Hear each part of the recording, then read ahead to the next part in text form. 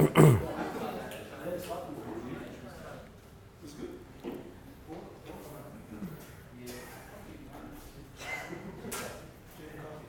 free to photo. This guy over here is stalking with photos. Pull a funny face, do whatever you need to do.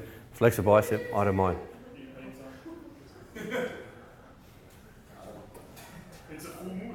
G'day.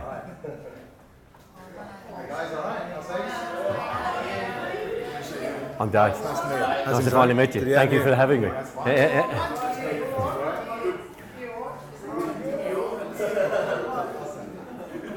I doing an intro or anything? Oh, okay. Oh. Oh, you knew who I was. That's good. That's good. So, Dave Welch, Level Up Continuing Education with Dave Driscoll. Please put your hands together.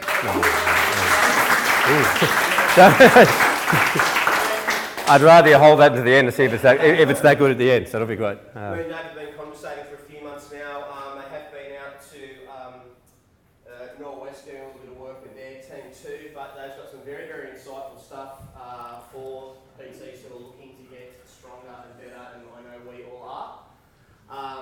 So they have an online component too, which we are potentially having a little look-see at, but what Dave's going to run through today is very, very solid from what I've seen. So your full attention, please. No phones, please.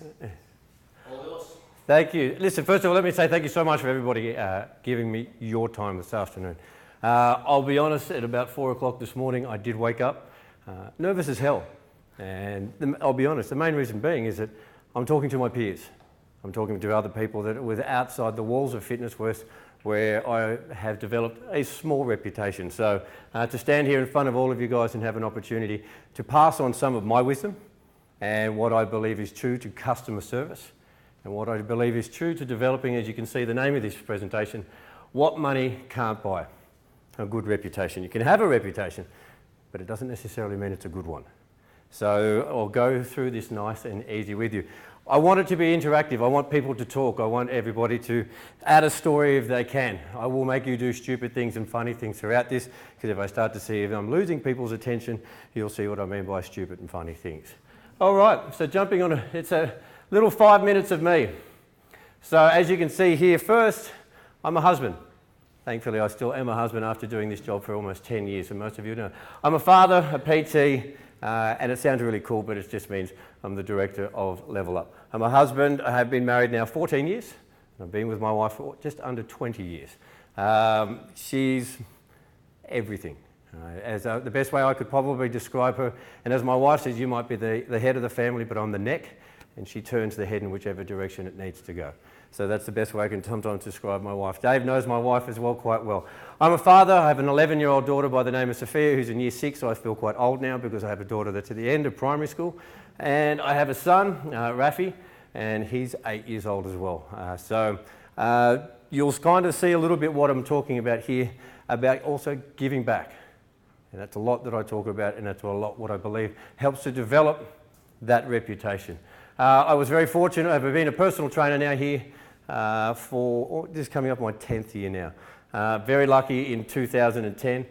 Some of the Fitness First colleagues over here still wonder how I won this award, but to win the National PT of the Year. I often say that I slept with a lot of people to get that award. And hey, you know what? It got me there because this head is not really going to get me anywhere in life. So that's me, National PT of the Year. But I'll tell you the interesting thing about the National PT of the Year. It hasn't really done that much for me. It gave me some accreditation, it gave me some recognition. An interesting story about that in 2010, when I did win that award, was the night the awards was actually on. I didn't go to the award ceremony. I chose to stay with my clients to train them. And I remember I had said to my client, it was a Tuesday, it was 6:15 at night, and I said to him, hey, listen, we might get a phone call. And he said, what for? And I said, I've been nominated for this award. And he said, well, what are you doing here? And I said, you're more important to me. My clients are more important to me. He says, well, what have you win? I said, well, we'll celebrate together on the floor, then we'll get back to the session. 6:30, the phone rang and I saw it and we picked it up, and our PT manager at the time said, mate, you won. I said, oh, that's awesome, but I've got to get back to my session.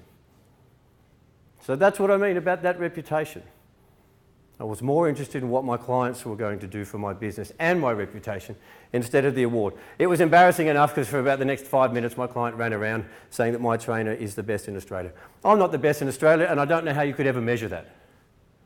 What is it by? Sessions? Arm size? How much I squat? Not that much, so definitely not going to win. Or your reputation. And a reputation can be easily, or it takes time to build, but it can be damaged very, very quickly. It only takes one or two bad things. So what I would hope that you take out of these, some of the key points you learn, is how to develop that good reputation.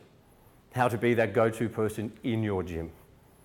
And what to avoid as well. They're the important things as well. So that's it there. I'm a mentor, I'm not an employer. So what that basically means is that I am a mentor to roughly about 12 trainers at the moment. I don't believe in an employee model, because I've just seen too many bad models of that where the only person that truly benefits is the employee or the mentor. So I have been doing that now since 2011. I'm a volunteer age manager for North Bondi Nippers, and that is me there on a Sunday morning. I give up my Sunday mornings.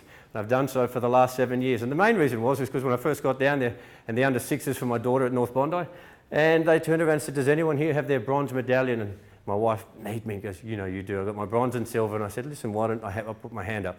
7 years later, I'm still on the beach running my daughter's now under 11s group, and I now manage my son's under 8 groups. So we get down there pretty early in the morning. Why? Because it's the right thing to do. It's a good thing to do for the community, and it helps to develop my reputation, just not so much in the gym, but outside of the gym. And that's me there. Volunteer head coach for East Rugby. So that's me in the winter time. So hopefully what you're starting to already see is something quite that you're going to have to understand. If you want a good reputation, you've got to go out there and earn it. If you want a good reputation, you better be prepared to also work hard and give up time as well, and not ask for anything in return. I'm very proud of this one here because this here is our little under 7s East Rugby team, and I will brag because it's my first year as rugby coach. We are undefeated premiers. That's right, 17-0. I would like to thank it, but I'm going to be a super proud dad. My son, first year in rugby, it was an interesting thing because he never wanted to play rugby. I played a lot of rugby, and everyone kind of said to me, oh, you know, Dave, is your son going to play rugby? And I said, I don't know. Depends if he wants to. And as luck would have it, when I took him down to his first game of rugby, and I said, hey, what do you think? And he had a look at the game, he goes, oh, Dad, look how dirty they get. And I went, really? He goes, I don't want to do that. And I said, okay, cool, clever, not his thing. Thankfully, he took on jiu-jitsu as well at the same time, but he only had to sweat on that, and he's been doing jiu-jitsu for 3 years, and I'm proud to say that last year he won a state title in jiu-jitsu. And he was also, very luckily enough, in this team here, Player of the Year. So I would like to claim all his genetic pool on my behalf and not my wife's. And so, yeah, so that's it. So you can see basically in the summertime, I'm giving back to the community here. And in the wintertime, I give back to my local rugby team. I don't get paid for it. I love it. I love having an impact on people. It makes me feel good. It's one of my ways that I think of as currency. That's how I get paid. Because money can't buy a lot of those moments that I have here with kids. Same as the stuff that you'll see what I talk about in the gym. Certain things money can't buy. So that's a little bit of 5 minutes of me. So what is a good reputation? It does start with you. So I'm going to go through some things, and I'd love you people to put your hands up and contribute if you think that there are other attributes that I haven't added here. What characteristics are needed? Number 1, hard work.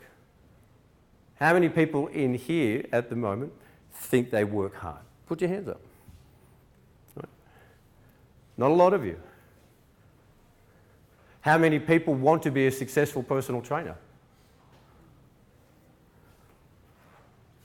So interesting, more of you put your hands up to be a successful trainer, but a lot of you haven't said, I'm prepared to work hard. So sometimes one of the easiest things that I have found in our gym as well is that when other trainers are succeeding, we have a tendency to focus on those that are succeeding instead of looking at yourself first. Don't worry about what they're doing. Focus on what you guys need to be doing in the gym. Hard work, sincerity, generosity, loyalty, and this is one of my favourite ones that comes up now, above and beyond. This is a fantastic story. And hopefully it'll make you realise what type of a person, you can see that I do outside of the gym, but what type of a person I am inside of the gym. This here, and Dave knows him, everyone knows him in our gym, this is Michael. Michael is 2 years younger than me. Michael has severe Downs.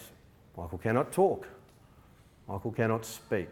He has severe scoliosis. In 10 years, he's predicted to have a femoral crack at the right top of the femoral neck crack right at the top of the hip because of the arthritis that he carries. I've trained him now for 7 years. Trained his mum for 6 years until she passed away almost 14 months ago. This is me, and I remember once when I started to notice, when I first used to train Michael, Michael always used to point at the TV screens when the movies would come on, Star Wars, the Avengers, whatever, things that I happen to love, thank goodness. And I said to his mum one day, I said to Maria, I said, has anybody ever taken him to a movie? And she went, oh, no one's allowed to do that. And I said, can I take him? He trains with me 3 days a week and I had a great relationship with him. I had to teach myself basic sign language to communicate to him. Why? Because I wanted to. I went above and beyond. So I taught myself that. And I picked up Michael, and I remember we went to the movies. And I also, what else did I do? I took my kids with me. I wanted my children to understand how lucky they are. How the simplest of things can make such a significant moment to Michael. Michael sat there in the Star Wars movie. He can't hear it. But I remember there was a pivotal moment in the movie where my son looked across and looked at Michael, and he was smiling. And my son turned around and goes, Dad, he's smiling, but he can't hear it. And my response to Michael was simple. See how easy it is to make a person smile? So when Michael's mother, Maria, passed away, the first person that he actually asked for to come to what they call the minyan, is what the Jewish people have, people pass away, was me. So when you go above and beyond and you start thinking about your relationships that are in the gym, it's not just about what you do on the gym floor that helps to develop that reputation. What are you doing that's extra? I'm going to ask some of you just a small little question, and let's see how it rolls out here. I've forgotten your names. What's up with you? Paul, what is something that you do in the gym for your clients that makes you stand out from the rest of the trainers in here?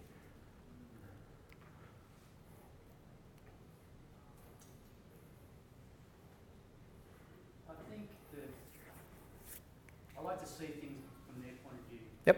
Rather than, like, I've got the ideal plan, all the information, I'm the expert. But I like really to be in their shoes and see things from their point of view. Okay. Sometimes I may come in with a bad day, a bit of an attitude, but Yeah. I don't know what's happening in their morning. Yep. The 10 hours leading up to that point. So who am I to kind of, make assumptions? So I think that's, So seeing things from your point of view is what you believe makes you stand out? Yep, okay. How many other people in this room, trainers, and put your hands up now, believe that you offer the same type of service to your clients? Put your hands up. So there's a few of you that do that. Your name? Troy. Troy? Troy, what makes you unique in this gym? What makes you stand out? Nothing? Do you want to stand out? Do you want to be different? Or do you want to be a person that's a go-to? I think that it's a tough question to ask because I don't know what makes all of these trainers unique. Yeah. So so don't worry about what they're doing. What do you believe makes your service unique? I always like to think that my clients leave happier than they were when they came in. Perfect. Does anybody else feel that they try and do the same with their clients? Put their hands up. Right. Here's something that I do that makes me stand out in my gym. Every single, we'll run it now. To give you an idea, since 2000, I'll call it 2008 till now, my business per week, when it's at peak, sits between 65 to 70 sessions a week. So for every single one of my clients, for the last 8.5 years, I provide a fresh towel and a water bottle. for every single one of my sessions. How many people in the room here do that?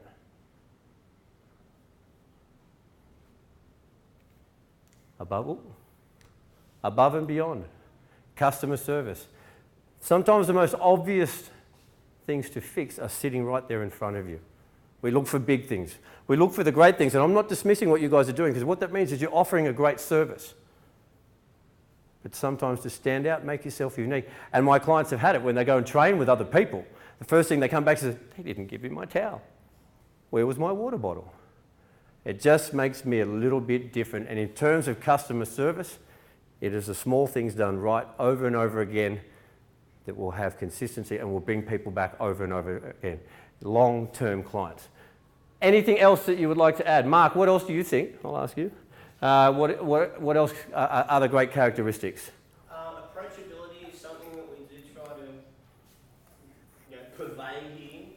Yep. I know that I've learned that the hard way from the way I look and have acted over the years. Yep. Because I am quite a loud trainer. Yep. I can be. Yep. So then I've been told that I can look certain ways. Yep. So definitely the approachability angle is something that we definitely look at here at Pitt Street. Okay. Anybody else? Put a hand up. Come on. What else do you think is required to make a good reputation? Be yourself. Perfect. Great one. Often, again, the same mistake can happen. We start to focus on what other people are doing. We try and copy what they're doing. All that ends up being is a bad version of the person that you're copying. So perfect. All right, I'm going to get you all to stand up now, very, very quickly. Stand up for me. Give yourselves a little bit of space. I've got to make you think about this. I want you to put your arms in the air, and I want you to think of your favourite cheat meal. And then I want you to turn anti-clockwise 5 times and scream out that favourite cheat meal until you've turned 5 times. So think about which way anti-clockwise is and your favourite cheat meal. Go. Fast as you can, as loud as you can. Loud. Louder. Louder. Louder. Louder. Louder. Perfect. Right. Now I've got your attention. Sit back down. Thank you. Now we're just right. Perfect. Awesome. All right, okay, all right, okay. Now you have to do it once. Now you got it, okay, that's all right, perfect. Now I've got the energy back in the room because sometimes it feels a bit somber. It's like, oh wow, so let's get everybody back and let's get them thinking. All right, so other good things here. What is a good reputation? Integrity. Integrity is a big thing. I remember a trainer once came into our gym, and he's a very good mate of mine, still in the gym. And the way that he said, Dave, I just don't understand. I said, what's wrong? He says, I can't understand why my business gets to roughly about, say, 25 to 30 sessions, but then it drops off again. And so I had a look at this. I said, okay, let's just see how this plays out for the next couple of months. Didn't give him any feedback. After about a month, I turned around and said to him, I said, listen, you need to stop doing one thing. He said, what's that? I said, stop walking into the gym with a half-naked girl on your singlet. Have a bit of integrity about yourself. Present yourself properly. And you'll be surprised how your members may find it easier to relate to you. A great saying that I always have is your next client is already watching you. They're observing you. They're wanting to see how you conduct yourself with your current members. Are you interacting with other members? Do you put yourself out there to help other members? Do you not? Is your head down in your phone all the time? Those types of special things, you may think they're harmless. If there's a group of trainers, I have no doubt probably Mark is the same because I know in our club, if there's a group of trainers that all hang out together and they're all laughing and can be quite boisterous, do you understand how intimidating that is for some people? Because they may actually want to ask one of you people there in the middle, but they're going to say, oh my God, I feel so stupid. I won't go and ask that person. Oh, don't worry about it. A missed opportunity. So always remember that your next client is watching you. So integrity is a big part. Be proud of the uniform that you guys wear. I'm sure like us, you probably just have simple things to do. Name badge, uniforms, make sure it's tidy. Not difficult to do. Resilience, pretty simple. In this game, and like all of you, I know you guys are slightly little bit different in terms of the business model that you set up, because I understand that you guys are employees, but resilience as well. You're going to have to be prepared to work extremely hard and pick yourself up time again, and time again. The model that I come from, obviously, if anyone has, and I know Mark was a previous Fitness First person, it's a tough one as well. If you can succeed, well done. If not, you're going to have to find, a lot of people will go to other gyms to find the right formula that will work for them. But resilience is a huge part.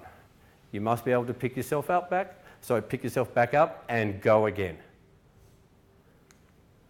In a drive as well, a drive, you must have a drive and ambition, something to push you towards goals. How many of you people have already have goals set for 2018? Put your hands up. How many of you not only have got your 2018 goals, but have set actionable steps to get there? Put your hands up. And how many of you have taken already that first step towards actionable to your goals? Perfect. So those that haven't put their hands up, you must consider these things. You must have goals. You must be driven to work towards these goals. Otherwise, you just continue to go around in a circle. And if that's what you want to do, that's fine. But I would say most of you are trying to be as successful as you can. So therefore, that drive and those goals that you've set for yourself, you must hit. Consistency is a huge one. Consistency can be across anything. Consistency in training. Consistency with your customer service. An example for me was consistency in hounding Mark, all through 2017. Another great example was another franchise gym that knocked us back in February last year. We're now meeting with them this Friday. So just because you get knocked back doesn't mean that you give up. Hopefully you'll understand that a little bit more about me as well. Giving back, here's another part here, and this is arguably, and Dave will know this is probably the stupidest thing I've ever done in my life. The Oxfam walk, 100 kilometres. Do I look like I'm built to walk 100 kilometres? The great thing about it was I lost 11 kilos in 29 and a half hours. 11 kilos. Why? Guess how much training I did for it? 1 bushwalk. I thought I could just squat the whole way there. 1 bushwalk. 32 kilometres. Feedback from me was awesome because I couldn't walk for about 5 days. I thought, all right, I'm ready. Let's take this on. But I lost 11 kilos in giving back here. And what I say about giving back again, because this here are a hand-picked bunch of morons that I call my groomsmen.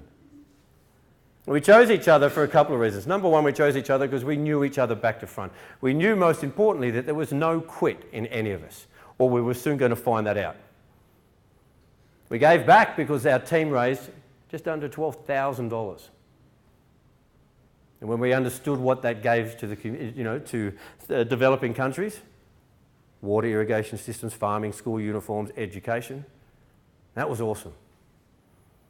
But the reason I was stupid enough to lose 11 kilos, number one, obviously I didn't train properly. Number two, after the second stage, it was about 24, 25 kilometres in. No surprise, what did I start doing? Cramping. So a mate of mine gave me his salt tablet. It says, do not consume more than 2 salt tablets in 12 hours. I took 18. And in that 18, I had severe, I'm going to say it really, I had diarrhea. Some of you are now just thinking, yeah, I've had that. Yeah, I've had diarrhea. I wanted to quit, but I couldn't quit. And the main reason I couldn't quit was for a simple reason. My kids were going to be at the finish line. And I've always pushed my kids, and even my wife and those that are around me, to not quit. To be really, really uncomfortable. And find out who you are truly made of. And I remember at the 80-kilometre mark when the sun came up and it felt like Moses parting the Red Sea. It was the most incredible thing, and I saw the sun came up. And it was 20 kilometres to go, and the amount of pain that we were in was horrendous. It felt like somebody had taken a blowtorch to my adductors and just put chafe that was so severe through them. But in the end, we got there. So giving back as well is what I talk about, what develops a good reputation. My friends have said, hey Dave, we should do it again and try and beat it in 25 hours, and that's what they got from me. Because I've done it, it's ticked off the bucket list from now. Anything else that anybody would like? Does that kind of all make sense as to what gives you an idea to start to develop those type of things? Listen, there are more that you can definitely add to it. How to develop your reputation in your work environment. Simple one for us. Start with your work colleagues, clients and members. How friendly are all of you guys with the front desk staff? If you're not, work on it. Because your front desk staff can be a pivotal part to your business, particularly in the early stages. If you treat them like an arsehole, do you think they're going to recommend you? If you be nice, say good morning to them in the morning. When else would you say good morning to them? Say goodbye when you're leaving. Can I get you a coffee? Simple things like that. And guess what happens? When they start to do that, they'll start to do some favours for you. They're not going to recommend the person they don't like. They'll recommend the person that they do get along with. Your clients obviously will help to develop your reputation, and the other members, people that are not your clients. I'll tell you a story a little bit later on about that. Give unconditionally, and that's an interesting one because I talk about give unconditionally, but it's also important not to be a doormat. Do we understand what that means by being a doormat? A person that gets taken advantage of. Know where your limitations. Listen, I'm sure, like in our club, that you guys probably have certain members that will just literally drain you. We all have them. Key thing is, to obviously address it, talk to them, and then move on as quickly as possible. But don't be rude about it as well. Be a person that deserves one. That's a big one. Tom, what do you think that means? Be a person that deserves one.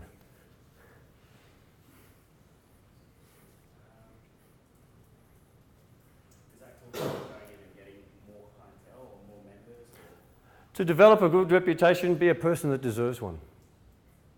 So your actions, not your words. Don't tell everybody how good you are. That's it. Show them. Get out there and help as many people as possible. My thing that I teach the people that I'm fortunate enough to mentor is simple. Don't go out to prospect, go out to help. Change your attitude towards it. Because what happens with most people is, I'm going to go out and prospect and I'm going to get 5 people. You don't get the 5 people and you think that you've failed. Change the wording in your head. I'm going to go out and help as many people as possible. And you may not get them the first time, but guess what? That's 5 people that didn't know your name before, that didn't know that you were actually that type of person that was going to go and help them. That 5 people then have a chat. He was so nice, he gave me the hand the other day. I'm just going to go and ask him for one more thing. And if they come back to you, there's your position to potentially turn them into a client. Because they've now come back to you. Why? Because you created value in what you did. And they remembered you.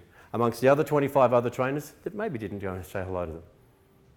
So go out and help as many people as possible. Let others speak of you and your qualities. Now here's an interesting thing. This person here thought my name was George. And thankfully they figured it out, David. I'll read it out to you. It says, hi, David. And this was somebody, and I thought this was pretty cool. Somebody went out of their way. It says, hi, David. I'm just another regular at the gym, but today I saw you acting with the most kindness I've ever seen. Well done. The world needs more people like you. One love. Now, I don't know what I was doing at that time. Hopefully it wasn't a dance, because clearly they wouldn't have complimented for that. But I said to you before, your next client is already watching you. Someone took, probably should have been 10 seconds, but maybe 15 after spelling my name incorrectly, or just give me the wrong name. 15 seconds, and I love it the most because they didn't leave their name. They just left it at the front desk. So that absolutely filled my cup for the day. But it made me also realise, okay, you know what? I'm doing the right thing. And that started to, again, develop my reputation in the work environment.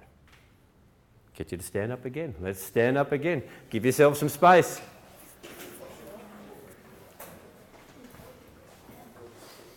Look at you. Give yourselves enough space, particularly against the wall, because now you've got 5 burpees to do. Oh, 5. Yeah. If you've got something that you can't do, you can just do a squat jump for all I care. But when you do it this time, whoa. Yeah? When you do it this time, I want you to scream out your middle name 5 times. If you don't have one, name your favourite superhero and scream that out 5 times. Okay, burpees with either your middle name or superhero, fast as you can. Let's go. Keep going. Yeah.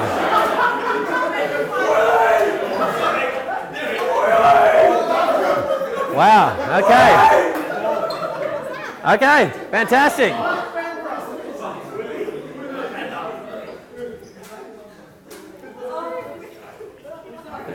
Sounded like we had the Incredible Hulk in the corner, but that's all right. That's awesome. Thank you. Righto.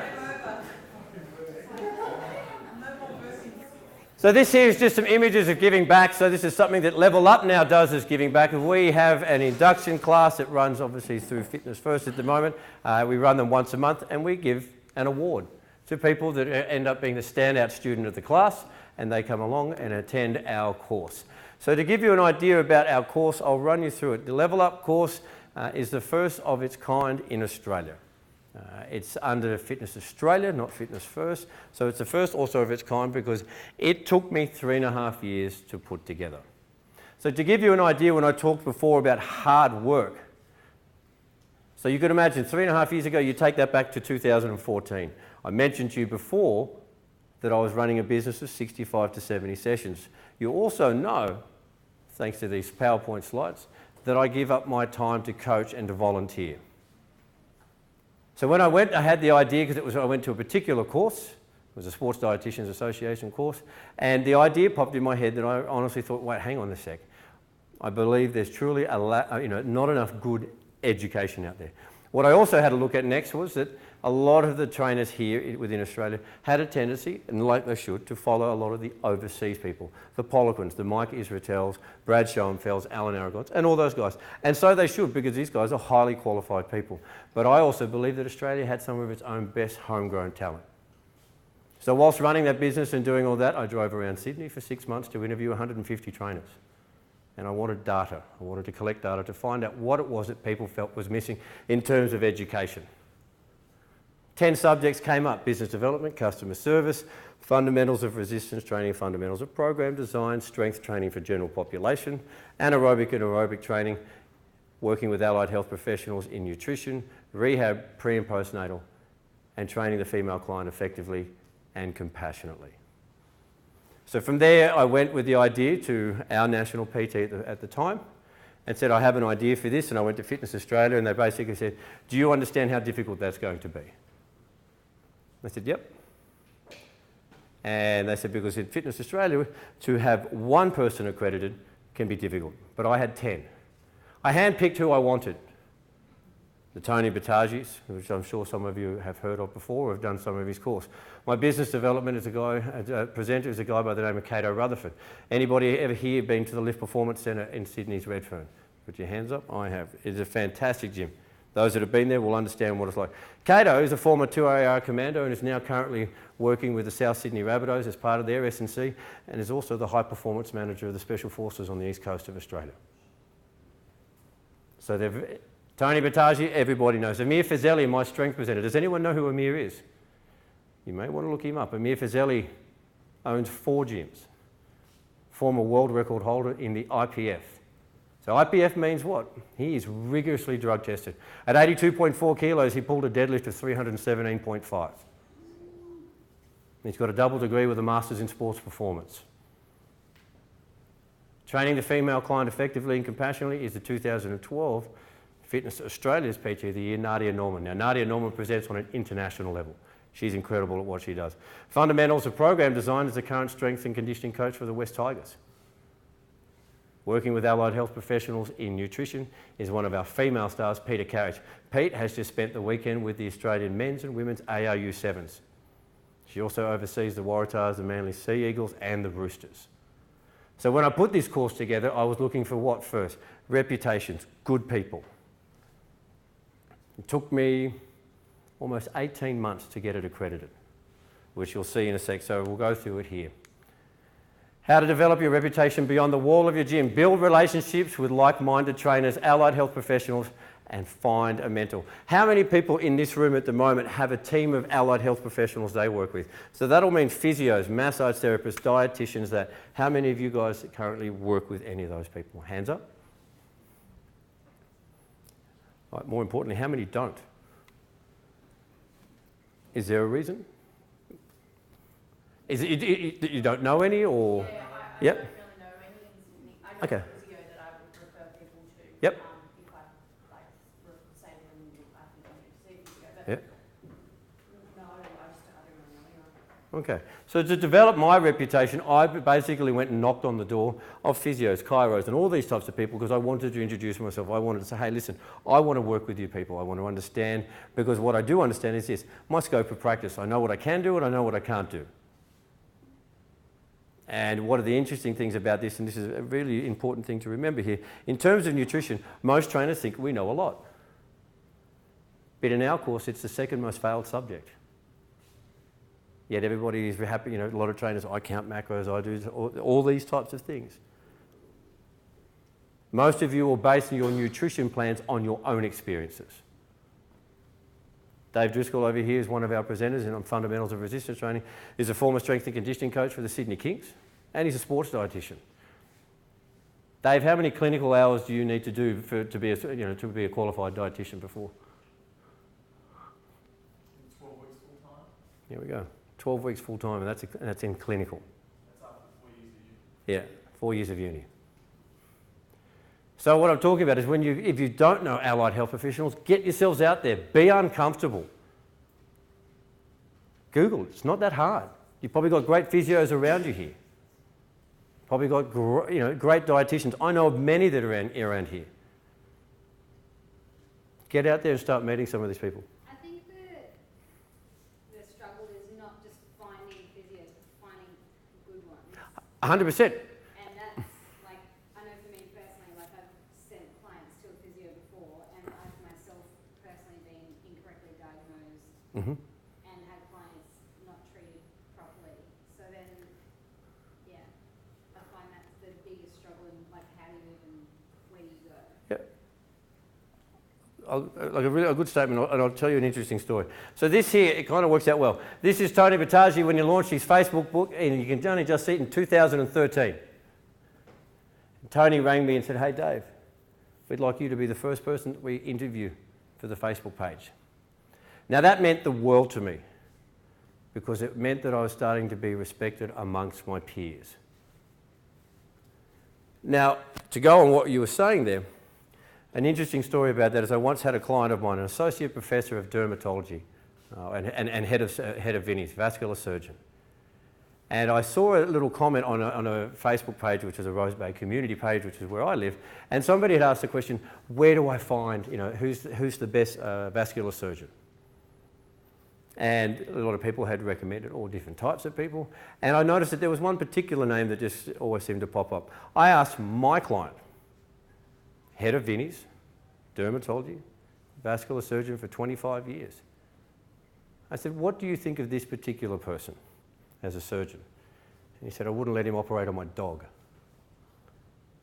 I said, so how do I know who's a good surgeon, who's not? He goes, ask their peers.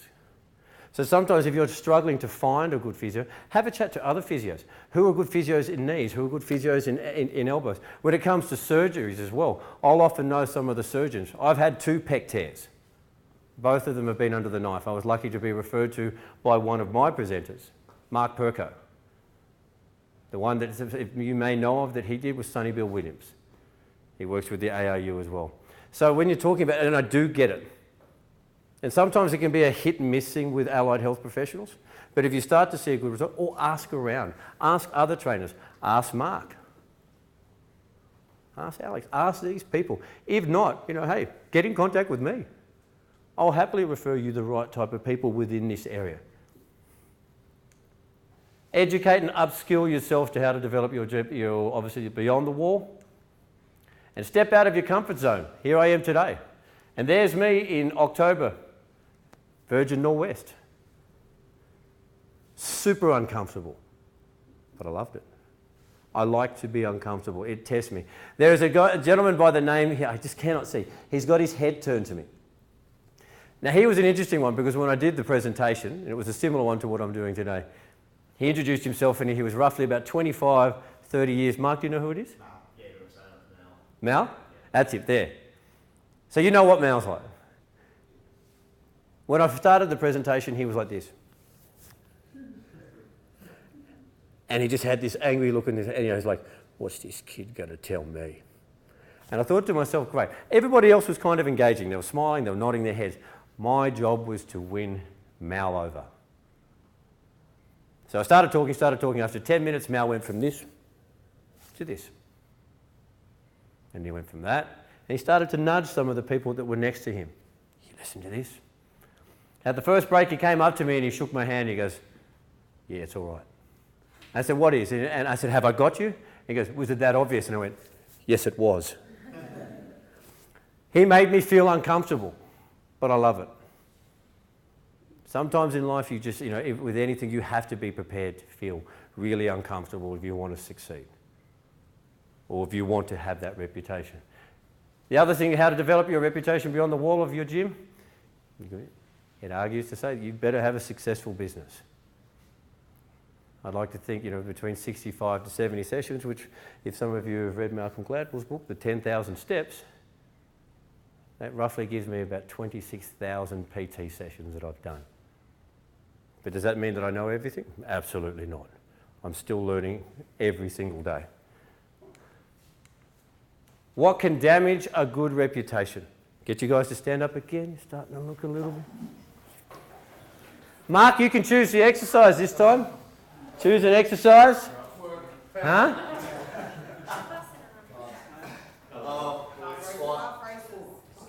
Calf raises. Is that a hip that I need them as well? Yeah. Damn. We're not doing that, we'll squat. Okay, we'll squat, but and then. You guys have got to do it as well. Okay. All right. Stand there, right? Yeah. Okay, and then Al, what are we going to yell out? What cheers? Virgins. Okay, so 5 squats and we're yelling out virgins, is it? 25. 25 squats? 25 squats, my God. Okay, here we go. 25 virgin squats. Ready, set, go. 1, 2, 3, 4. Virgin, virgin, virgin, virgin, virgin, virgins. All right, keep going, you virgins. Come on, virgins. Come on, virgins. Christmas, yeah. Come on, virgins. Come on, virgins. Keep going. Virgins. Virgins. Virgins. Virgins. Keep going, you virgins. Oh, my God. I'm done. Well done. Okay. Whew. Let's see how that picks up in a mic. Whew. What can damage a good reputation? We've got about 10, 15 minutes to go, guys. A poor work ethic and giving up too easily. This here is a screenshot from about the 17th time that Fitness Australia knocked back the course. Over and over again. Sorry, need to change this. Add this. This is wrong. Go back to the presenter. Rely on a presenter to hopefully do the most important thing in their life, which is only level up stuff, and get it done as quickly as possible. Did that happen? I've got a little question. Like, I've been a member since day one, Fitness Australia. But who the hell are they? Who are they? Like, who are the faces behind it? If you can answer that question, we can all. Yeah. The new face. I had a meeting with the new CEO, Bill Moore, about a year ago, and he'd at that stage only just taken on the role of it as well. And make no mistake about it, even he said that all of his friends said to him, "Are you that stupid to take on that role?" It's a difficult role because, listen, they really do have a key responsibility to help give back. Do they do it well? They could do it better. That's probably the way that I'll say it as well. Will we like more from them? Absolutely. Will we? Let's hope that Bill does a good enough job. But for the moment, for a lot of us, if you're under the walls of Fitness First, Anytime Fitness, Good Life and all that, they're the rules that we have to abide by. Until somebody can come up with a better idea, trust me, that's something in my 5-year plan. I want to fix what they do. But let me start with this part first. If I can get enough good at over here, build my reputation, as I said to you before, I want to have a bigger impact. So, watch this space. Okay, so that here was me being rejected over and over and over again. Did I want to give up? Absolutely. Dave, who's my colleague over here, sits on a computer desk in the back room. Next to Dave, there's a very, very large hole in the wall. That hole in the wall was me contributing to it when we finally got the yes. And out of sheer joy, my hand went straight through the wall. It was a gyprock wall, it wasn't, I could have said it was a brick wall, but I won't. But it was. But yeah, so don't give up. So many times, again, I thought about the same thing with the Oxfam walk. Did I want to give up? Of course I did. I entertained the thought. You have those doubts in your head. Same with all of you people when you took it upon yourselves to become personal trainers. To walk away sometimes for a comfortable job. To pick yourselves back up when people say no to your personal training. To picking yourself back up even more when you see them say no to you and they start training with somebody else. And if they train with somebody else, you have to start to think, what did you do wrong? Not what did they do. They said, why did they steal? That's not fair, that was my client. I don't own any of my clients. I just have to make sure that I do an outstanding job every time so that they continue to come back to me early Jan. Aiming too high too soon. Big one for me. I honestly thought in 2016, August 2016, when I opened up Level Up, that I would literally just open up the gates and all these trainers would go, yay, I'm coming to do the course. But it didn't work that way. I knew what I had was a good concept and I had a good idea about it. But what I needed to do was develop its reputation, to deliver good content, to get great feedback. So sometimes I'd aim way too high too quickly. A lack of patience. How many people here lack patience at certain times? What's an example that you've had? I'll probably say people's punctuality. Which one? People's punctuality, not working on time, not sticking to deadlines, things that's my patience. Okay, yeah. Anybody else? Yeah?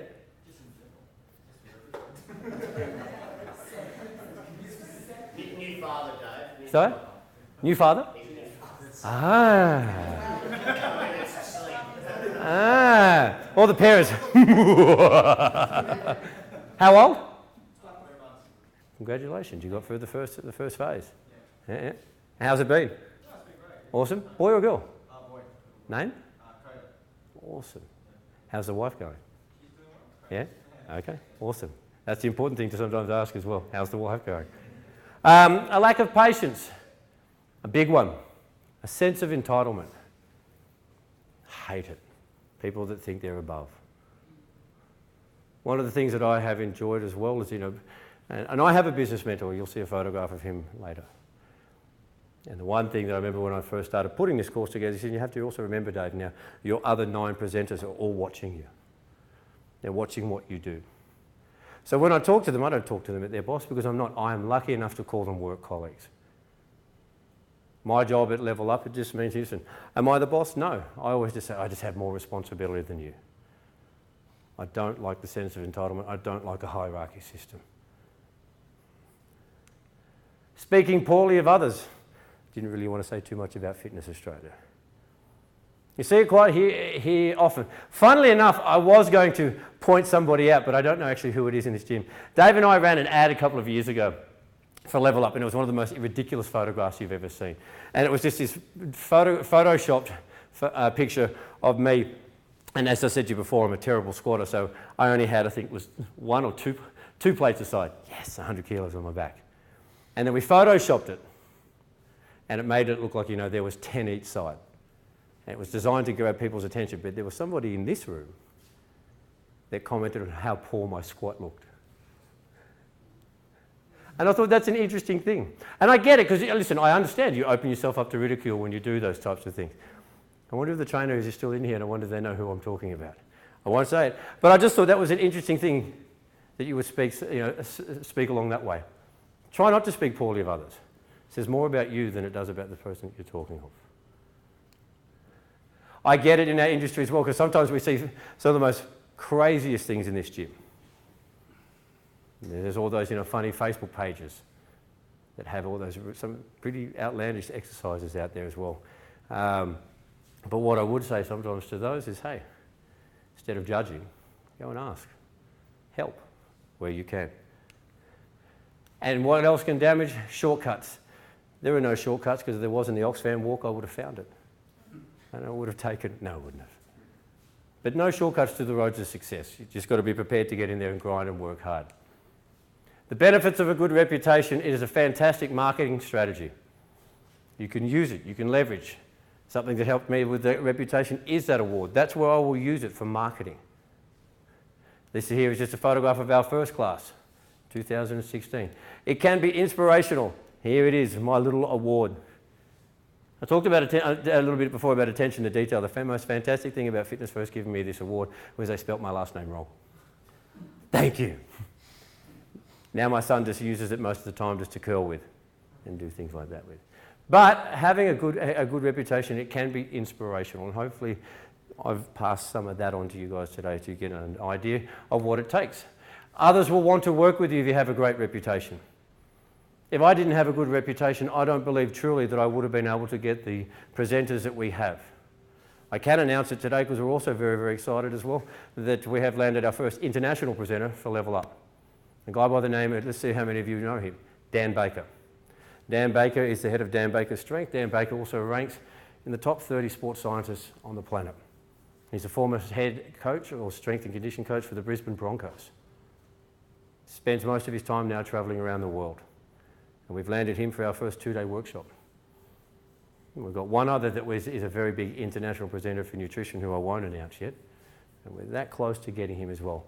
But again, what helps us there is my reputation to work with the presenters that I have, and more importantly, their reputation to give me the contacts that I need to go out and chase other people to help upskill trainers.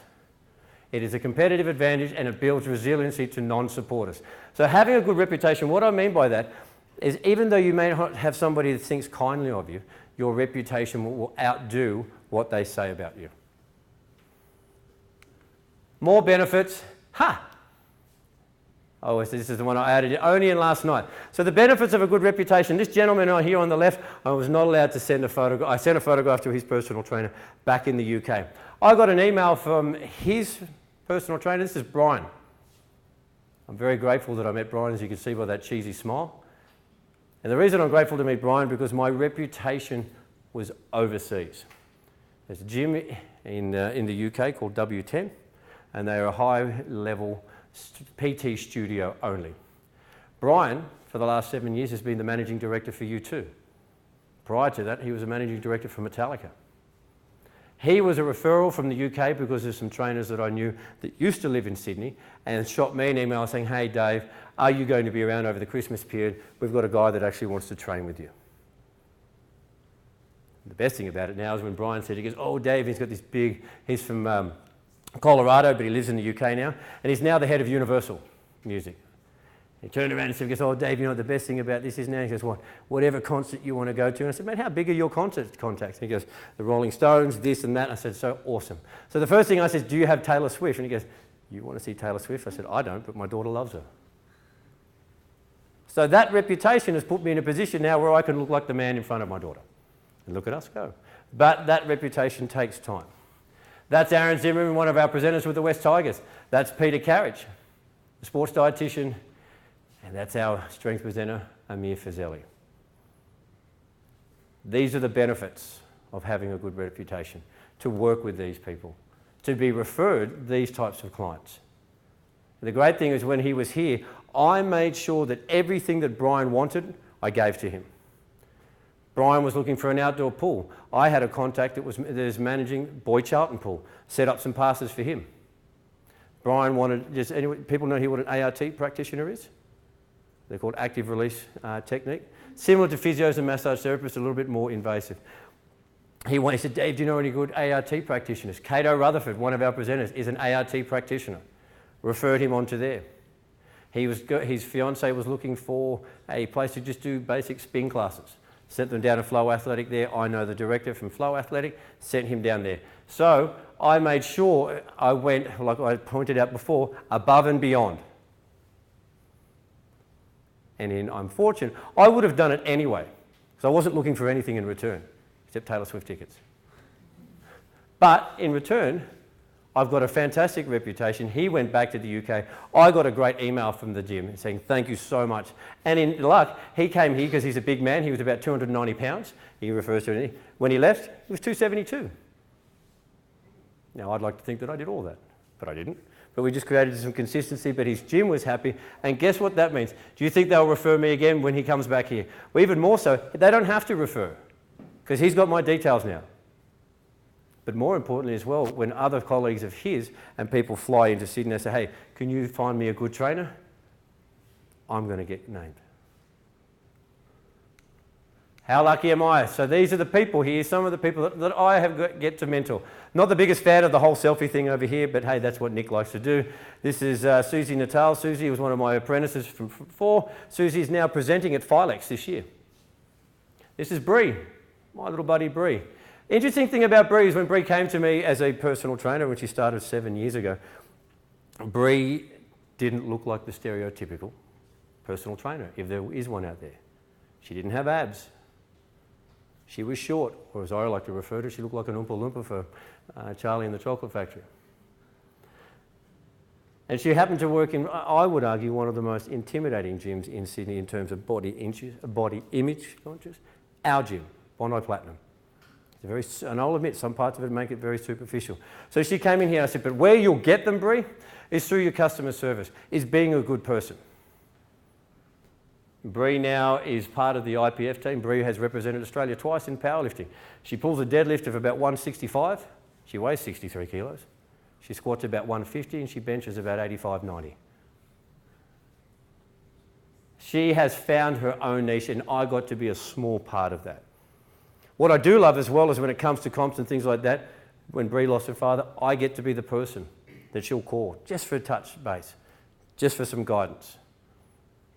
That reputation again. Benefits of a good reputation is that it can mitigate bad reviews, what I said before. Good attracts good. So this here, and Dave was part of this here. This here is a photo, is a card of a quote from Muhammad Ali. I can't remember the quote, and it was a pair of Birkenstocks, and it was bought by the team that I work with at Fitness First after the Oxfam walk. They went out of their way to go and buy me a pair of my favourite shoes, Birkenstocks. They realised that my foot modelling career was over after the Oxfam walk, and they went and all made a wonderful gesture by signing that card. They didn't have to. I don't even think Dave wanted to contribute to it, knowing Dave. And they bought me my favourite pair of shoes. Why? Because good attracts good. My reputation and what I try and do for others, I was lucky this time, it came back towards me. It can separate you from the competition, and this here, as some of you would know, that's Tony Bataji here. And what I loved about this is because I went from almost 10 years ago doing a Bataji course and being blown away. But when I did that course, in the back of my head, I had said to myself, one day I will work with this person. Because I wanted to be around like-minded trainers. And there I am in 2016 with him. And here's a rough little photo of just some of what I train on a regular basis. This is Ufajano, as you can see. He absolutely towers me. He's about 6'9". That's some of my mums. That's my dream team, Don and Dorothy. Dorothy's 85 years old and Don is 82 years old. So I call Dorothy a cradle snatcher. And you can't really see here, but on her jumper it says badass bitch. And that's because she loves to deadlift. She loves to box. She likes to do all those types of things. So you can see here, and this here is another one of my clients, one of my teenage guys who's in year 11 this year. So that's kind of gives you an idea also of what I train. I train general population, I don't train athletes. Training general population is a skill. It's about identifying very specific needs for every single person. It's not the same program for everybody. It's being specific. Actionable steps, and these are some of the things that I would like you to take home and try as of tomorrow.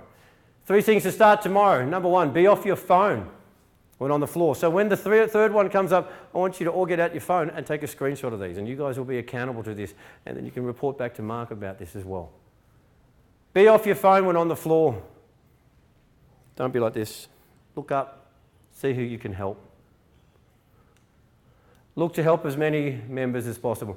A quick little story about this, because we're almost done, is I happened to be training a client of mine about 7 years ago.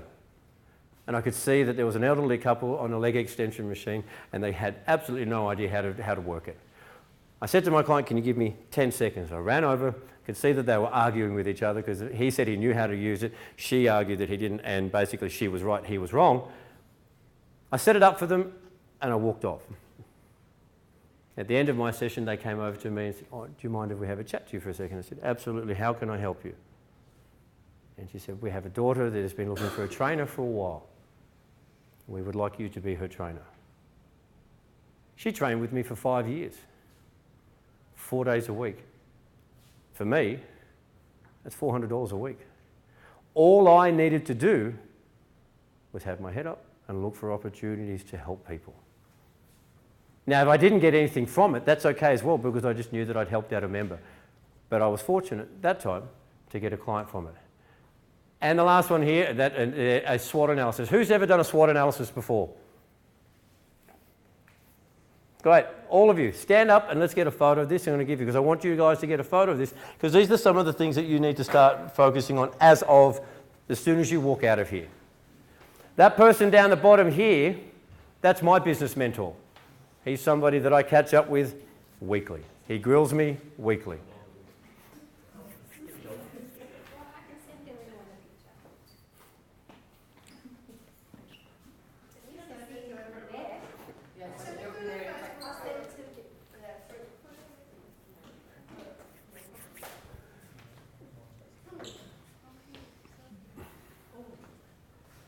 Everyone got the dirty photo?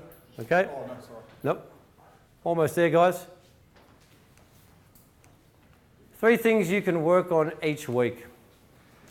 This is what we talked about before. Developing a team of allied health professionals to work with. Tony, main person that I go to for education, or just to talk about all things evidence-based training. Peter Carriage, a dietitian that I work very closely with. But, like what I said about training, you saw the pictures of my clients before. I'm also aware that not everybody will work well with Peter. So I have about 4 others that I work with. Same type of thing what you're saying, it's which one is. So what I think about is who is best suited for that dietitian, who wants to take a slightly more holistic approach to things, who wants a more evidence-based type of thing. Same with the physiotherapy. This is Tim Keeley here. So Tim is our physiotherapist for Level Up. Tim is also the rehab specialist for Michelle Bridges on the 12WBT. He's a Filex presenter. The only bad thing about Tim is he's a Kiwi. And I'll hold that against him because no. And I say that because I'm sick to death of rugby and having to be reminded of how bad we are in rugby. So he grills me on it every time. Now it just becomes awkward because he'll just walk past me after one of the games and he'll look at me and I'll look at him and say something and I'll cue and he goes, awkward, and he'll just walk off. So that's the only bad thing that I'll say. But here, go out and start finding people. Network amongst yourselves. Who do you work with? Talk to each other. If you can't, listen, as I said, there's an email address that I'm happy to give you and I will send you, or I'll send it to Mark. These are the 2 people that I work with. Find a business mentor. How many of you have a business mentor? Hand up. Come on, guys. Got to find yourselves a business mentor. If you don't, get in contact with Mark. I'll help you. Put it as a group. But if not, maybe find someone within your walls of Virgin that does that type of stuff. Surely there is. Surely some of the senior trainers, the younger guys coming through, maybe the senior trainers, you could be that person. And ongoing education is obviously key there. So let's get a photograph of that one just quickly as well so that you can know what you're going to be working on each week. Developing your team. Okay.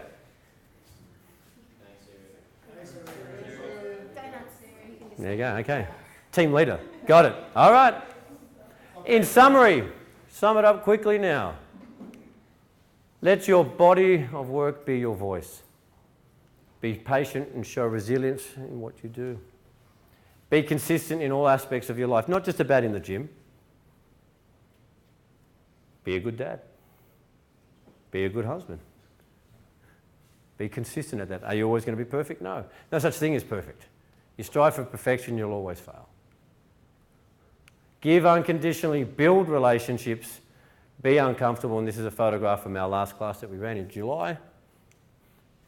Stay humble and have a plan to succeed. Any questions? I'm done. Thank you.